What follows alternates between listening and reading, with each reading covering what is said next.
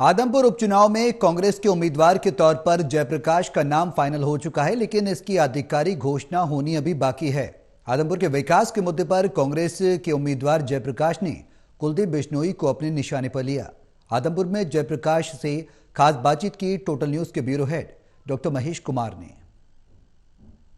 आदमपुर उपचुनाव के लिए कांग्रेस पार्टी ने अपने उम्मीदवार को तय कर लिया है। जयप्रकाश को ही आदमपुर के चुनावी मैदान में उतारा जाना है। कांग्रेस पार्टी की तरफ से कभी भी किसी भी वक्त इसका ऐलान किया जा सकता है। उम्मीदवार के रूप में चुनावी मैदान में उतरेंगे जयप्रकाश इस वक्त हमारे साथ बने हुए हैं। जयप्रकाश जी, उम्मीदवार के रूप में आपके नाम के ऐलान अभी बाकी है, लेकिन उससे पहले ही आप ग्राउंड जीरो पर तैयारियां शुरू कर चुकी है। नहीं, ग्राउंड तो कांग्रेस पार्टी ने उसी दिन शुरू कर दिया था जिस दिन कुलदीप सिंह ने जनता के साथ गद्दारी करके कांग्रेस के साथ विश्वासघात किया था। तो कांग्रेस पार्टी ने उसी दिन शुरू कर दिया था। हम तैयार हैं।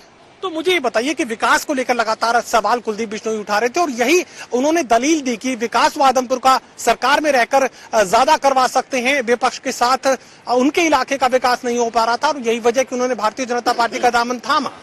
देखो, यही बात सुन करके मुझे बड़ा आश्चर्य हुआ कि कुलदीप बिश्नोई किस तरह की बातें करता है।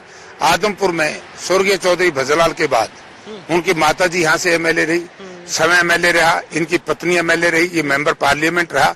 मैं कुलदीप बिश्नोई से पूछना चाहता हूँ कि आप 26 साल से एमपी एमएलए हैं, समय कुलदीप बिश्नोई, तो आपने कभी आदमपुर विधानसभा क्षेत्र की कोई भी समस्या हरियाणा विधानसभा में या किसी भी सरकार के सामने, मैं कलायत से इंडिपेंडेंट एमएलए था और भारतीय जनता पार्टी की सरकार थी, हमने floor of the house Kalayat के अंदर कितने ऐसे विकास कार्य करवाए जिसको लोग मानते हैं। तो मैं कुलदीप बिश्नोई से एक बात पूछना चाहता हूं, वो जनता को बताए कि आदमपुर की जो खस्ता हालत है इसके लिए कोई जिम्मेवार है तो केवल और केवल कुलदीप बिश्नोई जिम्मेवार है, दूसरा कोई नहीं है। मैं कहता हूँ सरकार कोई जिम्मेवार नहीं है।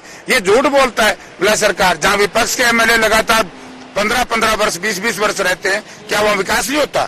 क्या वो ये दुर्गति होती है? क्योंकि वहाँ के विधायक अपनी आवाज उठाते हैं। और कुलदीप बिश्नोई तो ऐसा नालायक और निकम्मा व्यक्ति इस इलाके के लिए हो रहा कि इस व्यक्ति ने कभी भी पार्लियामेंट के अंदर, मैं ये कहता हूं कि मैं और ये इकट्ठे एमपी थे, एक दिन इस इलाके की बिहाड़ी पार्लियामेंट क्षेत्र की आवाज उठाई हो जिसमें आदमपुर भी आता है।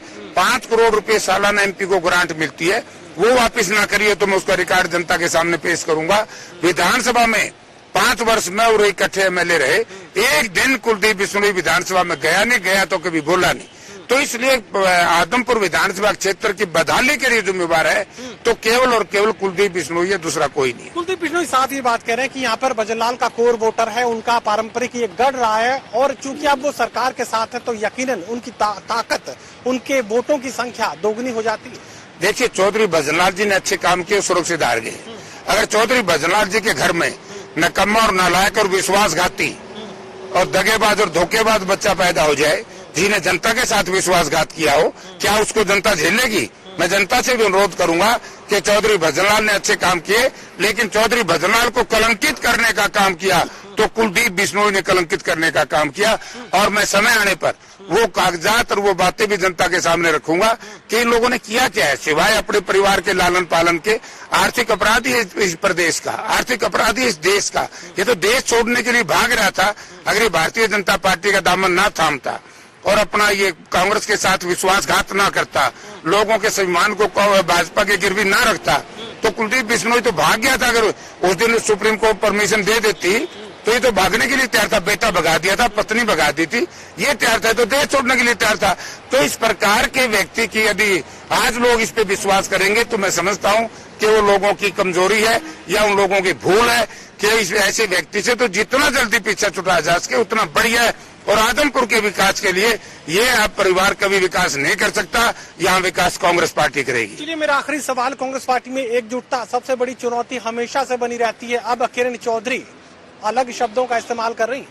नहीं, देखिए, किरण चौधरी जी क्या शब्दों का इस्तेमाल करिए मुझे नहीं पता, लेकिन मैं ये कह सकता हूँ कांग्रेस पार्टी में सब एक है। जिस दिन चुनाव उम्मीदवार मैदान में आ जाएगा, कोई भी किसी की हिम्मत ही नहीं है कि उसका कोई विरोध कर दे। और ये प्रथा रही है कांग्रेस पार्टी की कि हमेशा ही बाई इलेक्शन में सीएलपी और पीसीसी प्रेसिडेंट और general secretary in-charge high command से विचार विमर्श करके कुछ साथियों से राय लेकर के वो टिकट का फैसला करता है। ऐसा थोड़ा ही कि जनरल हाउस की मीटिंग बुला करके टिकटों का फैसला किए, ऐसा नहीं है। तो जो पार्टी फैसला करी है हम सब मिलकर के उसका स्वागत करेंगे। और मैं हर किसी नेता से निवेदन करूंगा कि कांग्रेस पार्टी की मजबूती के लिए इस रण में जो साथ देगा वो आगे बढ़ जाएगा, और जो गड़बड़ करेगा देख लो 2009 में जिन लोगों ने गड़बड़ की थी उन लोगों की हैसियत क्या रही है। चलिए, साफ तौर से जयप्रकाश ये कहने की कोशिश कर रहे हैं कि आदमपुर का चुनावी रण कांग्रेस पार्टी के लिए फेवरेट रहने वाला है। कांग्रेस पार्टी को किसी भी तरह की परेशानी का सामना आदमपुर के इस उपचुनाव में नहीं करना पड़ेगा। साथ ही कांग्रेस पार्टी में एकजुटता की बात भी वो सामने रख रहे हैं और एकजुटता से अलग होकर जो कांग्रेस पार्टी को नुकसान पहुंचाने की कोशिश करेंगे उन लोगों के लिए चुनौती भी यहाँ जेपी सामने रख रहे हैं। सहयोगी कमल के साथ doctor Mahesh Kumar, total news, Adampur, Hisar.